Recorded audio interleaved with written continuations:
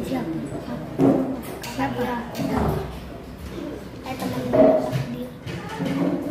Dekat bapaknya. Bismillahirrahmanirrahim. Assalamualaikum warahmatullahi wabarakatuh. Waalaikumsalam. Bismillah, alhamdulillah, wassalatu wassalamu ala rasulillah Sayyidina Muhammadin bin Abdillah wa ala alihi wa sahbihi wa mawala. La haula wa la quwwata illa billah. Kebanyakan dari Maqala subhanaka la ilma lana illa ma 'allamtana innaka antal alimul hakim. Shadaqallahu azim. Alhamdulillah, puji syukur marilah kita sama-sama panjatkan kepada Allah Rabbul Ghafur. Shalawat dan salam mudah-mudahan terlimpah kepada Nabi Alam Anjur Nabi besar Muhammad Sallallahu Alaihi Wasallam, pada para keluarganya, para sahabatnya, tabi'in, tabi'at, para tabi'in, dan kepada kita semua selaku umatnya. Mudah-mudahan kita dan keluarga kita semua telah mendapatkan syafaatul husna di yaumil qiyamah. Amin ya Allah ya rabbal alamin. Bapak-bapak, para jamaah, ibu-ibu, rahimakumullah. Alhamdulillah, pada kesempatan malam hari ini kembali kita sama-sama dapat berkumpul bermujahadah dalam rangka menjalankan kewajiban kita kepada Allah hadir di majelis ilmu.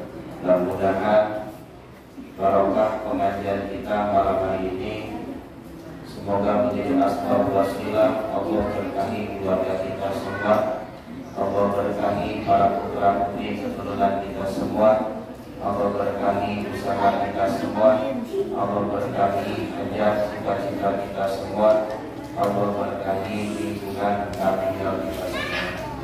Ketika kita membaca sholawat kepada Rasulullah Sallallahu Alaihi Wasallam, sebagaimana ini jadi rutinitas kita semua, kesenangan kita semua, sebagai wujud rasa cinta kita terhadap Rasul, di antaranya dengan memperbanyak pada sholawat kepada Rasulullah.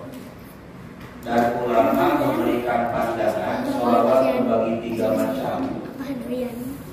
Jadi pertama ada sholawat bil lisan, yang kedua ada sholawat bil arkan, lalu yang ketiga ada sholawat bil haqiqah. Sholawat pertama disebut sholawat bil lisan, sebagaimana kita sering menggerakkan lisan kita, keluar dari lisan kita kalimat-kalimat memuliakan dan mengagungkan Rasulullah, dan insya Allah itu bernilai sholawat. Induknya sholawat Sallallahu Alaihi Muhammad. Dan selain kalimat ini yang di dalamnya mengandung kalimat mengagungkan Rasulullah, memuliakan Rasulullah, insya Allah itu bernilai sholawat di lisan. Sebagai contoh, dulu sahabat Ka'ab di hadapan Rasulullah punya kebiasaan selalu puji Rasul, sehingga membuat syair-syair, bait-bait syair dalam rangka memuji Rasul. Dan Rasul pun senang bahagia, dan Rasul suatu ketika memberikan jubahnya Rasul kepada sahabat Ka'ab yang disebut itu jubah burda. Makanya sekarang ketika berbicara sholawat, maka terkadang sholawat lebih identik dengan burda. Burda itu adalah gamis yang pernah dikasihkan oleh Rasulullah kepada sahabat Ka'ab yang sering muji Rasulullah Sallallahu Alaihi Wasallam. Di sholawat yang di dalamnya kalimat mengagungkan Rasul, maka itu insya Allah bernilai sholawat. Sebagaimana tadi membaca ya Nabi, salam alaika ya Rasul, salam alaika, dan kalimat-kalimat thayyibah yang lainnya yang di dalamnya mengandung mengagungkan Rasul, itu bernilai sholawat. Ketika ketika kita ucapkan, kita baca, maka itu masuknya kategori sholawat bil lisan. Banyakin sholawat bil lisan. Lalu yang kedua ada sholawat bil arkan. Apa itu sholawat bil arkan? Walaupun lisan kita nggak gerak, kita nggak mengagungkan Rasul, tapi selagi amalan kita menjalankan amalan yang diperintahkan oleh Allah melalui lisannya Rasulullah dan menjadi sunnahnya Rasulullah, maka itu termasuk sholawat bil arkan. Lisan kita nggak ngomong apa-apa, lisan kita nggak mengucapkan kalimat di mana mengagungkan Rasul, tapi selagi amalan kita melakukan amalan yang diperintahkan Rasul, di mana Rasul memerintahkannya dan Rasul bahagia ketika kita melakukan amalan tersebut, itu udah sholawat bil arkan. Bagaimana kita melakukan aktivitas, katakan tentunya kita membuang ranting di tengah jalan yang membahagiakan orang yang lewat, itu adalah sholawat bil arkan.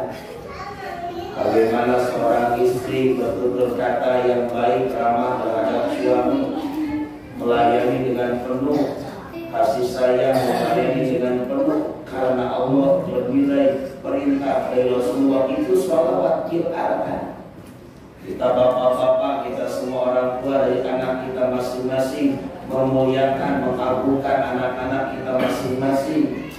Kita hormati kedudukan anak kita, kita jaga, rawat dengan sebaik mungkin karena Rasul memerintahkan itu semua. Itu sholawat bil arkan. Kita bahagiain keluarga kita bahagiain orang-orang yang ada di sekitar kita, itu sholawat bil arkan. Karena sifat yang sangat melekat di antara sifat Rasulullah, di antaranya adalah daimul bishri. Apa itu daimul bishri? Rasul itu paling senang bahagiain orang lain, itu Rasul. Ketika sifat ada dalam diri kita, di mana kita berusaha menjadi orang yang bikin senang orang lain, itu sholawat bil arkan. Contoh, suatu ketika ada sahabat namanya sahabat Syahdan. Sahabat Syahdan ini sahabat yang terbilang mohon fakir, tapi cinta ke Rasul yang cintanya luar biasa, rasa cinta terhadap Rasul. Suatu ketika sahabat Syahdan, dia memiliki kebun anggur, katakan pohon anggur, panen, padahal waktu belum panen. Karena saking inginnya memberikan hadiah ke Rasul, anggur yang belum matang banget dipetik sama sahabat Syahdan.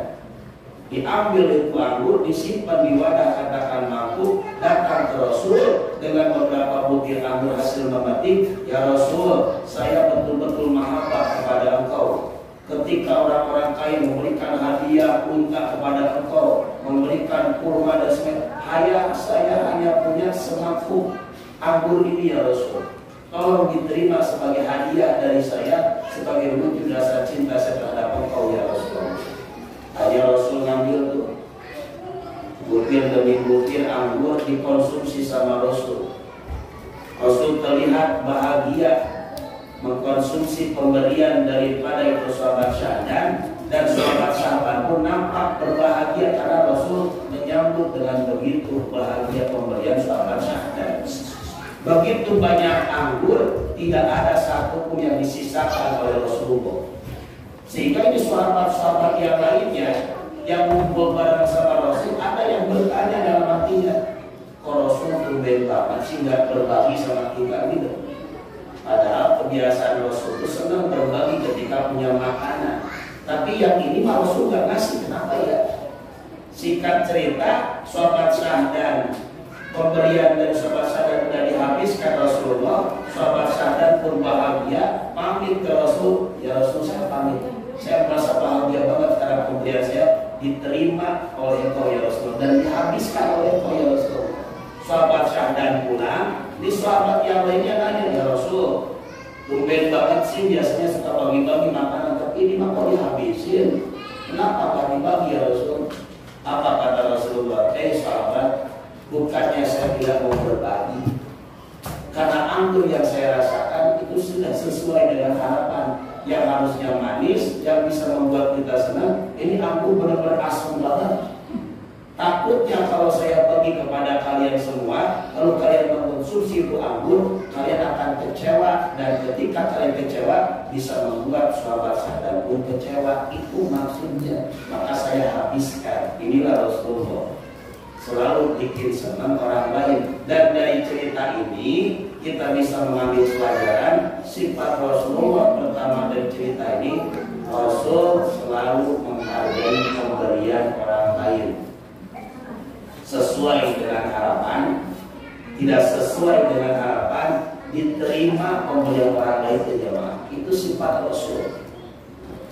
Ketika ada orang lain memberi perkara kepada kita atas sebagai bentuk hadiah atau apapun bahasanya, ketika tidak sesuai dengan harapan, terima dengan senang hati supaya orang yang ngasihnya pun bahagia. Itu sifat Rasul. Jadi nyenengin orang lain itu nilai luar biasa. Sampai Rasul menyatakan dunia anin Nabi Sallallahu Alaihi Wasallam, disampaikan oleh Nabi, man adkhala, siapa orang yang memasukkan ala qalbi mu'min sururin, ke dalam hati seorang yang beriman rasa bahagia, maka khalaqallahu dzalika surur, Allah akan menciptakan dari kebahagiaan itu sab'ina alfa malak, 70.000 malaikat, yastaghfiruna lahu yaumal qiyamah, akan meminta ampun kepada orang tersebut sampai hari kiamat. Itu gimana? Bikin senang orang lain tuh, itu bernilai keutamaan luar biasa. Ketika kita memasukkan rasa bahagia terhadap saudara kita, maka setiap rasa bahagia tersebut Allah ciptakan 70.000 malaikat, di mana tugas malaikat ini memohonkan ampun atas dosa kesalahan kita kepada Allah sampai hari kiamat. Bikin senang orang lain. Makanya dalam kitab Subul Iman di syarahnya ada seorang orang tua, bapak-bapak yang terkenal ahli maksiat, tapi akhir hayatnya husnul khotimah. Ketika ditanyakan oleh para sahabat ke Rasulullah, ini orang nampak melihat wajahnya ketika ayat-ayatnya tersenyum berseri-seri dan wafatnya dalam keadaan beribadah, sementara sebelumnya benar-benar ahli maksiat. Apa yang jadi penyebab ya Rasul? Rasul bertanya ke malaikat Jibril. Malaikat Jibril menjawab, Allah menyampaikan berita orang tersebut husnul khotimah, walaupun dia ahli maksiat, tapi akhir-akhirnya diselamatkan oleh Allah. Karena dia punya kebiasaan, kalau pulang daripada bepergian jauh, dia datangin keluarganya, dia peluk anak-anaknya, dia cium anak-anaknya, dan dia kasih hadiah anak-anaknya, dan anaknya bahagia. Dengan sebab membahagiakan anak inilah Allah mengampuni maksiatnya. Itu ya. Jadi sifat Rasul yang melekat itu adalah selalu membahagiakan orang lain. Saya, keluarga, sahabat, tetangga, orang lain, keberadaan kita harus menjadi orang yang membahagiakan orang lain. Jadi pertama, menghargai pemberian orang lain. Sesuai tidak sesuai ada itu. Lalu yang kedua, yang melekat daripada cerita tadi, sifat Rasul, kita bisa mengambil pelajaran, tidak boleh mencaci maki makanan. Ketika selera dengan kita, silakan konsumsi. Ketika tidak selera, jangan dicaci. Kadang-kadang kita suka mencaci makanan. Suami dibikinin sambal sama istrinya, asin banget, terlampau asin banget, dicaci itu. Dari kamu rumah tangga 15 tahun untuk bisa bikin sambal-sambal acan sih ya. Keasinan kalau kawin itu ya rumah kami itu dilarang. Suka konsumsi, nggak suka udah. Mah, bapak mah kayaknya nggak lagi makan sambal deh, lagi sariwan. Gimana deh caranya? Yang penting jangan mencaci maki makanan tidak boleh ya. Selera makan tidak selera. Nah ini jamaah rahimahullah. Ibu-ibu yang sering hadiran atau bapak-bapak yang sering ikut tahlilan, di mana sama yang punya rumah terkadang diberikan hidangan, dikasih gorengan apalah. Kalau udah gaji kita kan suka ada hidangan tuh, gitu ya. Habis sisa tuh ada gorengan, ada beras. Selera Sleman jangan dicaci. Ini buras bikinan siapa nih buras?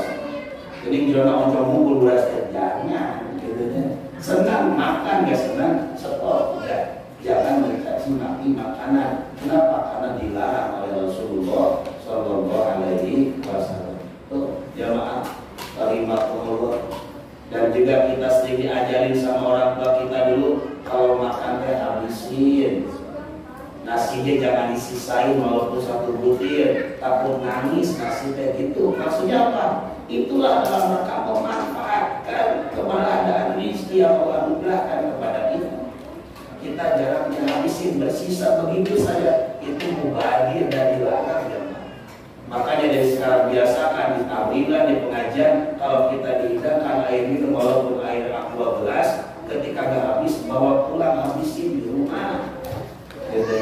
Dan juga alhamdulillah berarti bernilai kita sama-sama menjaga nilai kebersihan. Karena kalau kamu disimpan ini dijaga sesakene, ini tidak menjadi salah satu yang dianjurkan oleh Rasulullah Shallallahu Alaihi Wasallam. Namanya pada isanya gorengan, kayak sama habisin. Kalau nggak habis, izin boleh nggak dibawa pulang ke rumah ke apa? Yang penting habisin dalam rangka menghargai pemberian orang lain dan juga dalam rangka untuk memuliakan hidangan yang secara hakikat itu dihidangkan oleh Allah Subhanahu wa Ta'ala keberadaan. Lalu yang ketiga dari cerita tadi kita bisa mengambil pelajaran adalah kita harus selalu menjaga perasaan orang lain. Rasul itu begitu. Rasul itu punya sifat melekat selalu menghargai perasaan orang lain. Maka dari cerita sahabat Syahdan tadi memberikan anggur yang sangat asam, tapi Rasul habiskan. Ini kita bisa mengambil setidaknya 3 poin. Satu, Rasulullah selalu menghargai pemberian orang lain. Yang kedua, Rasul mengajarkan jangan suka mencaci maki makanan ataupun minuman. Kita manfaatkan, kita habiskan sebagai bernilai mubazir. Yang ketiga adalah menjadilah kita pribadi orang-orang yang beriman yang selalu menjaga perasaan orang lain. Jadi yang kedua sholawat bil arkan. Yang ketiga disebut sholawat bil haqiqah. Nah ini yang luar biasa jemaah. Pada kita Malisi Tudurau Habib Ali bin Muhammad Hussein Al-Habsyi, beliau menyampaikan di antara kriteria sholat bil haqiqah itu adalah ketika al-musolli alaihi bi ruhul musolli alaihi bi.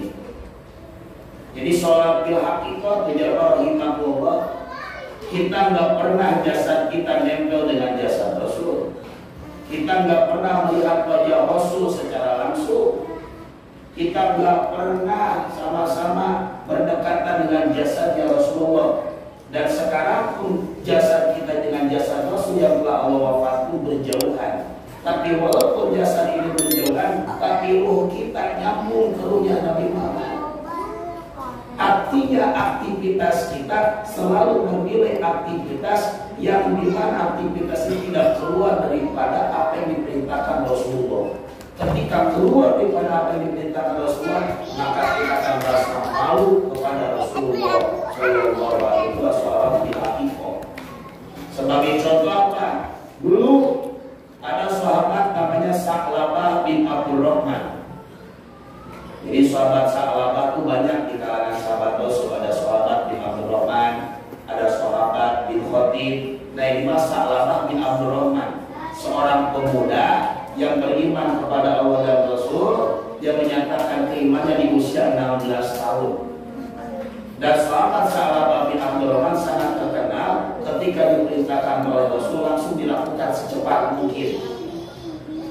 Suatu ketika Rasul memerintahkan sahabat Sa'labah bin Abdul Rahman yang usianya masih 16 ke 17 tahun diperintahkan untuk pergi ke Madinah untuk memenuhi hajat kebutuhan Rasul. Maka singkat cerita, di tengah perjalanan sahabat Sa'labah bin Abdul Rahman melihat ada pemukiman orang Madinah, tenda-tenda berjajar. Dan saat itu ada angin yang kencang sehingga membuka di antara pintu tenda yang rahimahullah. Dan di dalamnya ada tempat kamar mandi yang ditutup hanya sekadar dengan kain. Dengan angin yang kencang tersebut, mohon maaf yang rahimahullah, ada seorang perempuan yang lagi mandi dan auratnya kelihatan sama Salamah bin Abdul Rahman. Saat itu sahabat Salamah bin Abdul Rahman langsung menangis meratapi kesalahannya. Dan sahabat Salamah bin Abdul Rahman tidak ada keinginan kembali lagi ke Mekah bertemu Rasul. Kenapa? Karena wajah ini sudah menjadi wajah yang penuh dosa, tidak layak bertatapan dengan wajah Rasul yang mulia. Ini sahabat bil-haqiqah.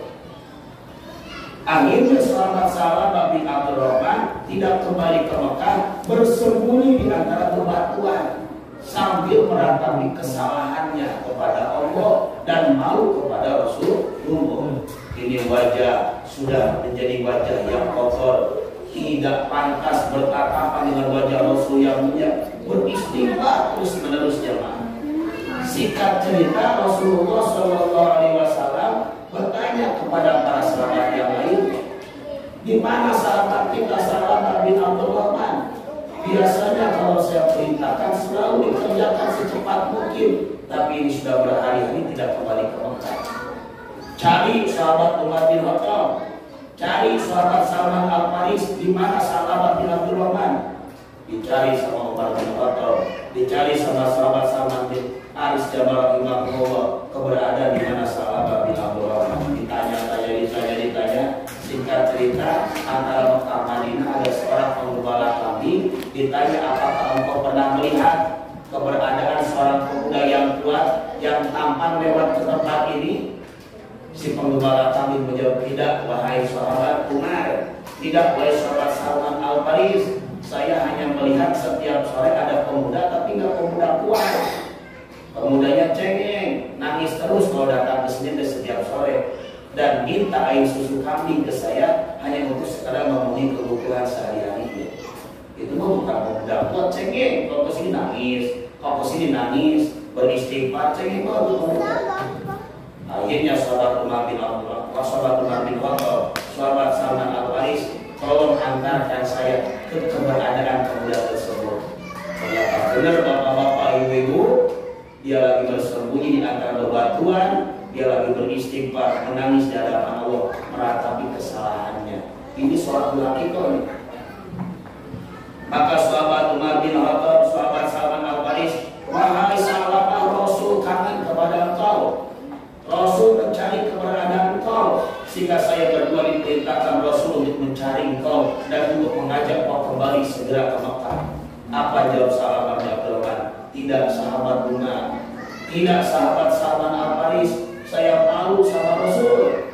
Wajah saya sudah penuh dosa, wajah saya sudah banyak kotoran dosa, tidak pantas bertatap muka dengan wajah Rasul yang mulia. Sampai seperti itu. Padahal yang auratnya gak sengaja itu tapi menimbulkan rasa malu terhadap Rasul luar biasa. Singkat cerita, sahabat Salamah bin Abdul Rahman tidak mengikuti ajakan sahabat Umar dan Salman. Dia lebih memilih pulang ke kediamannya. Disampaikan oleh sahabat Umar, disampaikan oleh sahabat Salman Al-Faris, ya Rasul, saya sudah bertemu dengan sahabat Salamah. Dia sedang menangis ya Rasul, tapi pas saya ngajak dia ke sini dia nggak mau ya Rasul. Diceritakan sama sahabat Umar, dia begini. Ayah Rasul pun memutuskan, antar saya ke kediaman Salamah sekarang juga. Rasul datang, diketuk pintu sahabat Salamah bin Abdul Rahman. Ketika mendengar suara Rasulullah salam, assalamualaikum, badannya bapak semakin bergetar. Salam bin Abdul Rahman. Kenapa? Karena merasa jasadnya tidak pantas berdekatan dengan jasad Rasul yang mulia. Ketika dibuka pintunya oleh keluarganya, Rasul mendekat, semakin bergetar badannya. Ketika Rasul menyampaikan, hai Salamah, tidakkah engkau kangen rindu kepada saya? Semakin bergetar Salamah. Enggak ya Rasul, jangan pandang wajah saya Rasul, jangan berdekatan dengan jasad saya ya Rasul. Jasadmu, wajahmu terlalu agung, terlalu mulia ketika berdekatan dengan jasad saya banyak dosa. Tuhan, itu adalah sahabat bil-haqiqah. Saking cintanya sahabat Salamah bin Abdul Rahman ke Rasulullah, melakukan kesalahan walaupun jaraknya jauh dengan Rasul, langsung malu terhadap Rasulullah Shallallahu Alaihi Wasallam. Akhirnya diceritakan sakit sahabat Salamah bin Abdul Rahman masih tetap dalam keadaan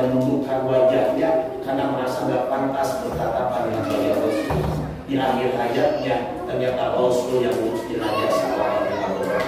Dimandiin sama Rasul, dikapanin sama Rasul, diangkat jenazahnya pun sama Rasul sampai ke liang lahat. Dan Rasul ketika mengangkat jenazah Salabah bin Abdurrahman, jalannya miring sampai bertanya sahabat yang lainnya, ya Rasul, ada apa gerangan? Kenapa engkau membawa jasad Salabah bin Abdurrahman yang telah meninggal itu sambil miring pada engkau? Apa ya Rasul? Saking terlalu banyak malaikat yang hadir, sempit, maka saya berjalan dengan seperti ini. Inilah sahabat Salabah bin Abdurrahman.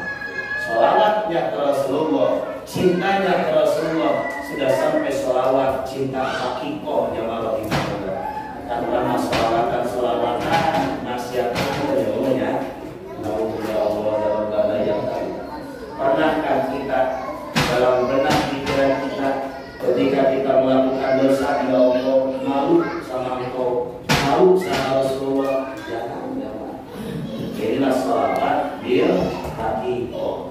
Ayo kita sama-sama sempurnakan salawat kita, bukan bil lisan, bil akan lebih mantap lagi adalah salawat bil hakikoh. Rasul tidak pernah berdampingan dengan kita. Jasad kita berjauhan dengan Rasul, tapi ruh kita nyambung ke ruh Rasulullah. Ketika melakukan dosa salah, maka kita malu mengecewakan Rasulullah sebagai Nabi kita Muhammad Sallallahu Alaihi Wasallam. Jadi sholawat terbagi tiga, bil lisan, wabil arkan, wabil hakikah.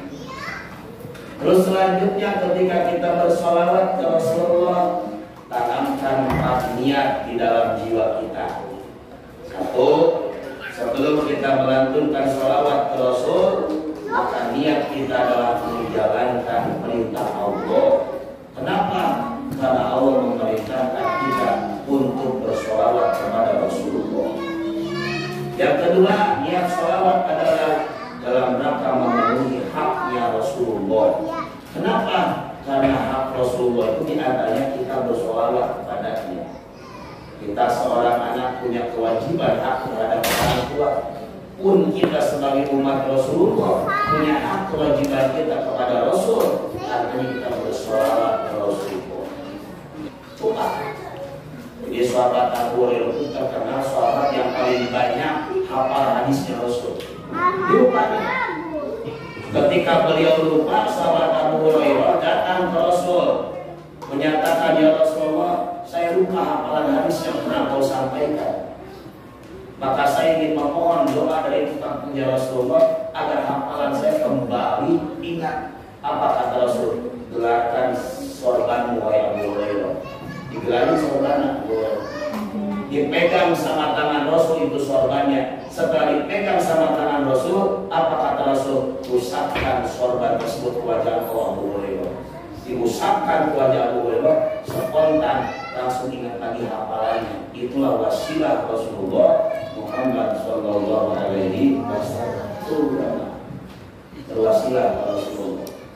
Dulu ada seorang buta, dia ingin meminta doa dari Rasulullah agar didoakan dapat bisa melihat.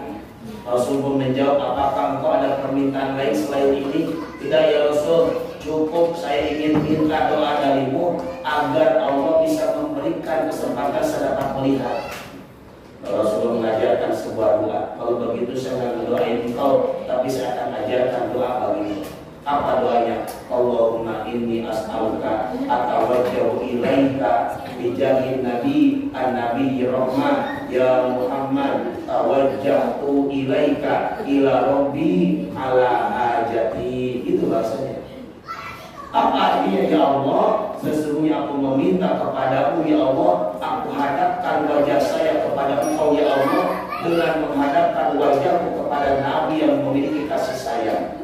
Wahai Muhammad, saya hadapkan wajah saya kepada engkau dan saya memohon kepada Allah agar Allah memenuhi hajat saya. Saya ingin melihat, maka Allah memberikan takdir saat itu Allah memberikan penglihatan. Itulah wasilah Rasulullah Muhammad Sallallahu Alaihi Wasallam. Atau berwasilah kepada orang-orang soleh, wali-walinya Allah. Kita berziarah makam wali-walinya Allah. Alhamdulillah Alhamdulillah jamaah. Jadi yang sebelum jadi masuk ibu-ibu saja cek anti ziarah wali, judulnya anti ziarah makam orang soleh. Bahasanya muslim, ibu-ibu teh belum kenceng banget bahasanya. Tapi dengan seiring waktu berjalan, jadi ibu mah ziarah ke musik, lalu OTW, judulnya, lalu jalan-jalan, judulnya, itu kemana itu dari pandang muslim, judulnya. Tadi ajak jarak ke makam wali mah, jaraknya muslim.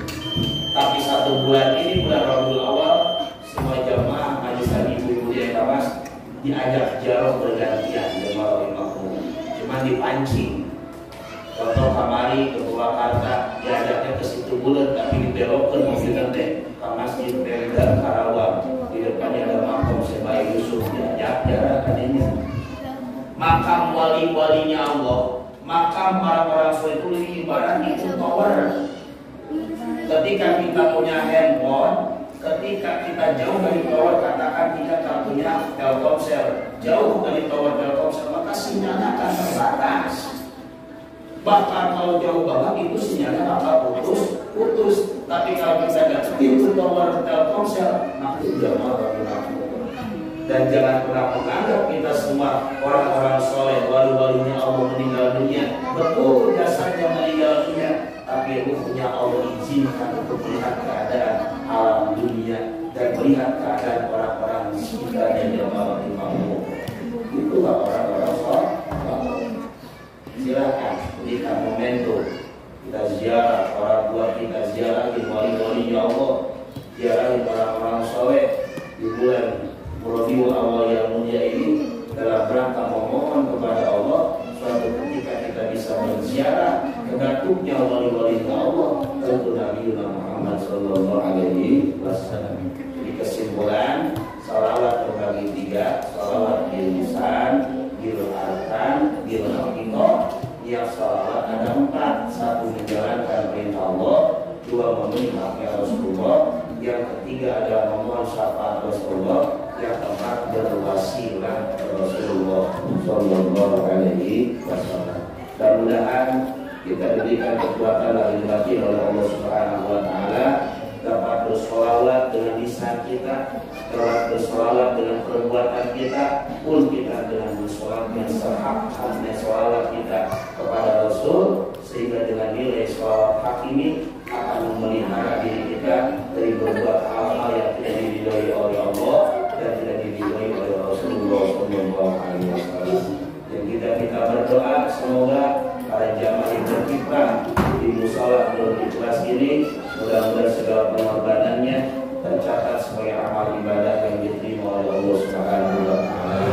Kita berdoa kepada Allah dengan berkat pengajian malam hari ini, saudara kita, tetangga-tetangga kita yang belum mampu melaksanakan kewajiban-kewajiban kepada Allah, bergabung dengan kita sholat berjamaah, menuntut ilmu, semoga Allah berikan kesempatan dan hidayah kepada mereka semua, sehingga mereka Allah jadikan orang-orang yang husnul khatimah. Dan juga kita berdoa kepada Allah, semoga berkat pengajian ini Allah jadikan para putra putri keturunan kita yang saleh dan salehah, lingkungan kita di lingkungan yang barokah, dijauhkan pada wabah, musibah dan hal bahaya, diberikan rasa aman, ketenangan, ketenteraman, sehingga lahir di tempat ini amalia soleh ala ahli dunia wa li kulli riyadin salihah wa ila hadratin nabiy mustafa rasulillah Muhammadin sallallahu alaihi wasallam bi sirril fatihah. Bismillahirrahmanirrahim. Alhamdulillahirabbil alamin arrahmanir rahim maliki yaumiddin iyyaka na'budu wa iyyaka nasta'in ihdinas siratal mustaqim siratal ladzina an'amta 'alaihim ghairil maghdubi 'alaihim waladdallin. Amin. Amin. Mohon maaf lahir batin yang benar datangnya dari Allah, yang salah penjelasan pribadi. Subhanallahumma bihamdika asyhadu an la ilaha illa anta astaghfiruka wa atubu ilaik. Wallahu muwaffiq ila aqwamit thoriq. Wassalamualaikum warahmatullahi wabarakatuh. Waalaikumsalam.